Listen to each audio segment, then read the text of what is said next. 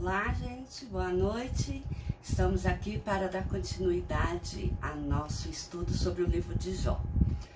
Nós já passamos pelo capítulo 7, depois que nós vimos que Jó é um homem temente a Deus e que o diabo falou para Deus que ele só era temente a ele porque Deus cuidava dele e supria todas as suas necessidades.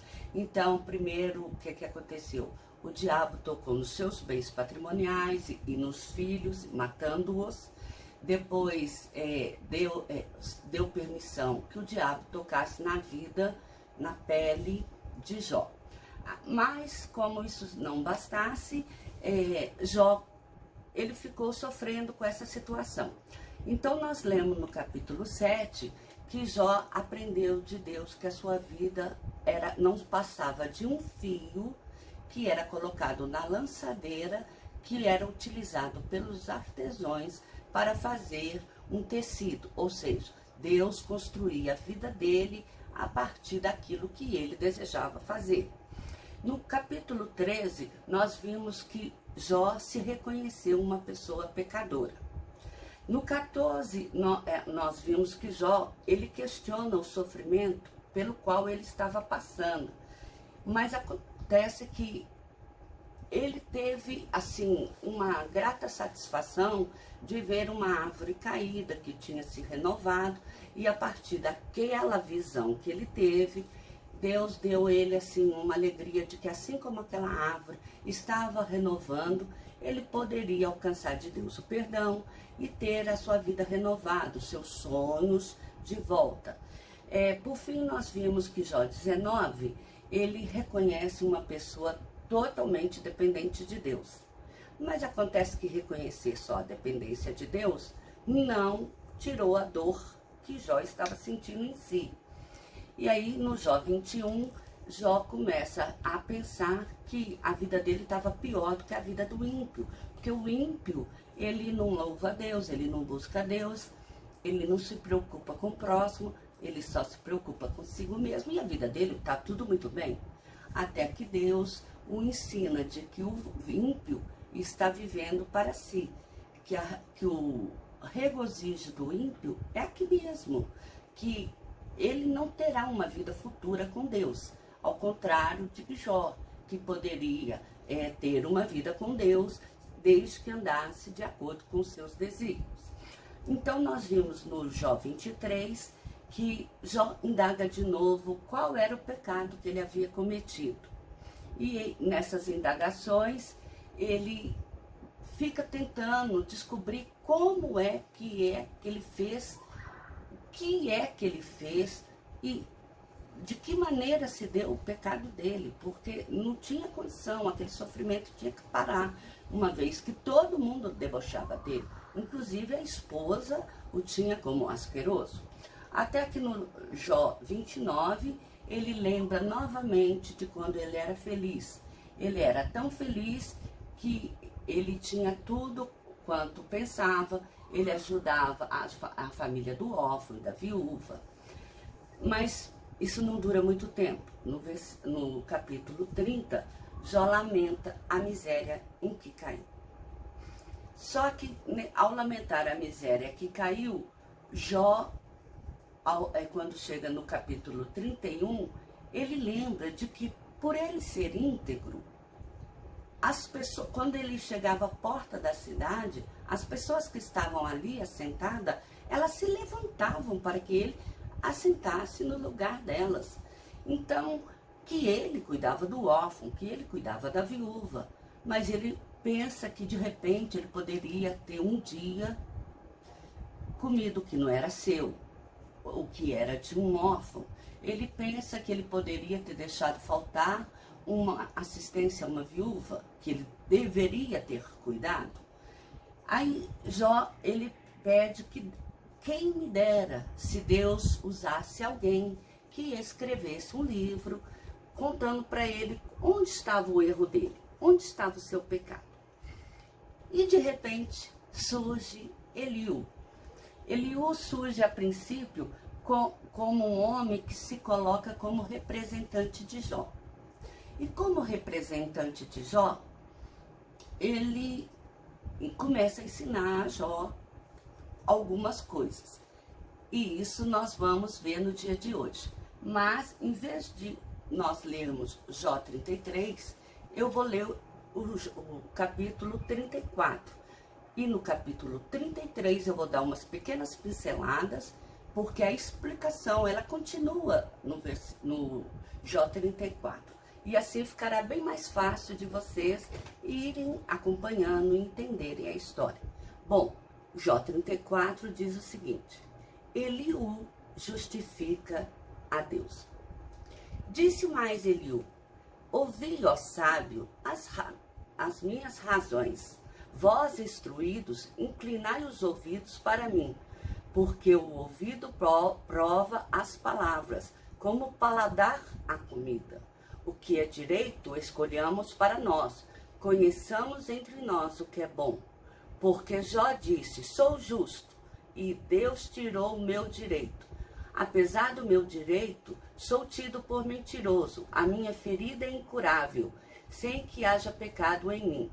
Que homem há como Jó, que bebe e zombaria como água, e anda em companhia dos que praticam a iniquidade e caminha com homens perversos? Pois disse: de nada aproveita o homem o prazer e o comprazer-se em Deus, pelo que vós, homens sensatos, escutai-me. Longe de Deus o praticar ele a perversidade, e do Todo-Poderoso cometer injustiça, pois retribuía o homem segundo as suas obras, e faz que a cada um toque segundo o seu caminho. Na verdade, Deus não procede maliciosamente, nem o Todo-Poderoso perverte o juízo. Quem lhe entregou o governo da terra? Quem lhe confiou o universo? Se Deus pensasse apenas em si, e para si recolhesse o seu espírito e o seu sopro, toda a carne juntamente expiaria, e o homem voltaria ao pó. Se, pois, há em ti entendimento, ouve isso. Inclina os ouvidos ao som das minhas palavras. Acaso governaria o que aborrece o direito? E quererás tu condenar aquele que é justo e poderoso? Disse-á a um rei, óbvio, ou aos príncipes, ó perversos. Quanto menos aquele que não fez acepção de pessoas de príncipes, nem estima o rico mais que o pobre, porque todos são obras de sua mão. De repente morrem, à meia-noite, os povos são perturbados e passam, e os poderosos são tomados por força invisível. Os olhos de Deus estão sobre os caminhos do homem, e veem todos os seus passos. Não há trevas nem sombra, asaz profunda, onde se escondam o que praticam a iniquidade. Pois Deus não precisa observar por muito tempo o homem, antes de o fazer ir a juízo perante ele. Quebranta os fortes sem os inquirir, e põe outros em seu lugar. Ele conhece, pois, as suas obras, de noite os transtorna, e ficam moídos. Ele os fere como a perverso, à vista de todos, porque dele se desviaram os que quiseram compreender nenhum de seus caminhos, e assim fizeram que o clamor do pobre subisse até Deus, e este ouviu o lamento dos aflitos. Se ele aquietar-se, quem o condenará? Se encobrir o rosto, quem o poderá contemplar? Seja um povo, seja um homem? Será que o ímpio não reine e não haja quem iluda o povo? Se alguém diz a Deus: sofri, não pecarei mais. O que não vejo, ensina-mo tu. Se cometi injustiça, jamais a tornarei a praticar. Acaso deve ele recompensar-te segundo tu queres ou não queres? Acaso deve ele dizer-te: escolhe tu e não eu? Declara o que sabes, fala. Os homens sensatos dir-me-á o sábio que me ouve. Jó falou sem conhecimento, e nas suas palavras não há sabedoria. Tomara fosse Jó provado até o fim, porque ele respondeu como homem de iniquidade. pois ao seu pecado acrescenta rebelião. Entre nós com desprezo bate ele palma e multiplica as suas palavras contra Deus. Bem, o que eu quero dizer aqui, no capítulo de Jó 33, é o seguinte.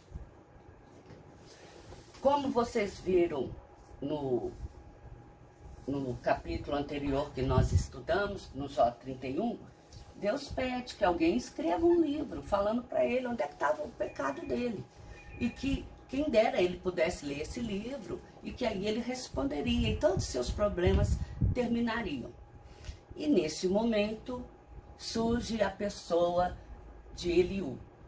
Eliú, ouvindo tudo aquilo que Jó falava, toda aquela lamuriação, tudo aquilo que ele dizia perante o povo, de que, ó, pobre de mim, estou sofrendo, Jesus está me castigando, Deus, ele está pesando sua mão sobre mim, eu não fiz nada, eu estou sofrendo em vão, ó, pobre de mim, que sou uma pessoa tão boa e estou aqui sofrendo.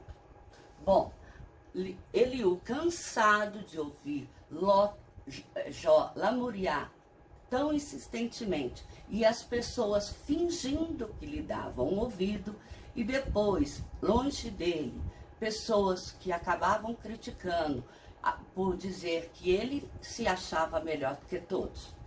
Então Eliú, de uma forma bem íntegra, de uma forma bem condizente com a posição de uma pessoa temente a Deus, ele chegou perante de Jó e expôs o seguinte: ouve, pois, Jó, as minhas razões e dá ouvido a todas as minhas palavras. O Espírito de Deus me fez e o sopro do Todo-Poderoso me dá vida. Eis que diante de Deus sou como tu és, também eu sou formado de barro. Estou limpo, sem transgressão, puro sou e não tenho iniquidade. Ora, você está falando assim com Deus, mas eu sou uma pessoa feita como você, Jó.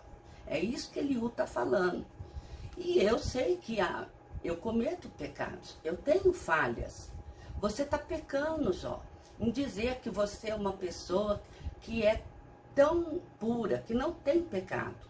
Porque do mesmo jeito que você foi formado, eu fui formado. Do mesmo jeito que lá no ventre o Senhor já te conhecia, ele me conhecia. Então, presta atenção, escuta naquilo que você está lamuriando, escuta aquilo que você está falando, presta atenção.